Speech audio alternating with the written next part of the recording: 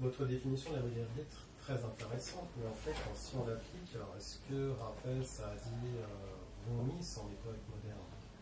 Puisque... Oui, Saadi est moderne, Rumi est moderne, Villon est moderne, François Villon est moderne, Boileau est moderne. Et pourquoi? Justement, c'est pourquoi je trouve qu'il est intéressant de redéfinir la modernité. La modernité, à mon sens, c'est ce qui libère l'individu. C'est ce qui libère l'individu des contraintes de toutes sortes.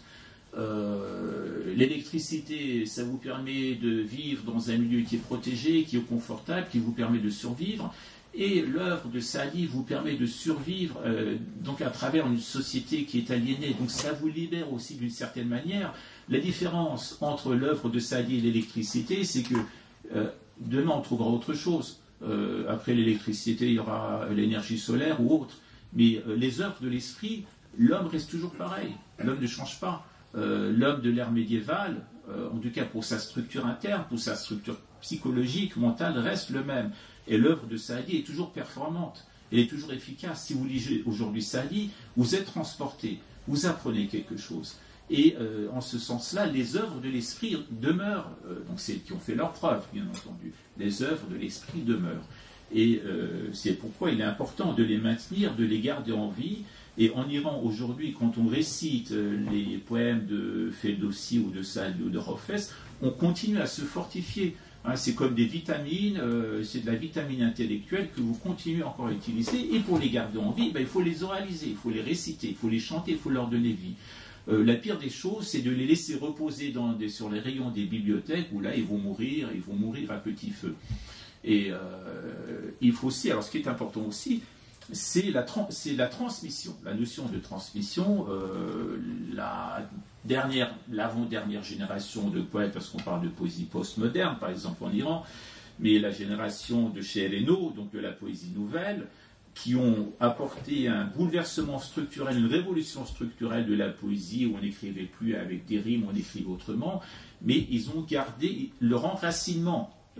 Tous ces poètes-là, que ce soit Nimoy Yushij ou Shamlou ou Ebte Hoj, ils sont enracinés et connaissent parfaitement les structures de la poésie classique. Donc d'une part, il y a la poésie qui demeure moderne, mais en même temps, ce qui est important, c'est garder le lien et demeurer enraciné pour conserver cette vitalité. Donc pour répondre à votre question, oui, donc toutes ces poésies qui ont fait leur preuve pour maintenir, pour fortifier l'esprit, restent modernes parce qu'ils sont toujours efficaces. Hein. Shakespeare sera toujours efficace. Aragon est moderne aussi. Il est efficace. Je pense que c'est les derniers grands poètes populaires français. Après, je disais, c'est très dur de dire ça, mais je disais que c'est la race des poètes populaires s'est éteinte en France, c'est une réalité, parce que vous n'avez plus aujourd'hui de poètes populaires. Mais Aragon avait gardé la tradition, il connaissait parfaitement la poésie du Moyen-Âge, il pratiquait, et quand vous lisez Aragon, vous trouvez par endroits des influences de Baudelaire, donc il est resté enraciné tout en restant moderne. Juste 2 mots encore, parce que je vois qu'il y a d'autres questions très très rapidement. Il y a eu ce bouleversement qui était la révolution surréaliste, qui je pense a fait beaucoup de tort, parce qu'il a sapé, il a coupé les racines de la littérature française. Et donc on a déstructuré pour déstructurer sans faire ce travail de transmission.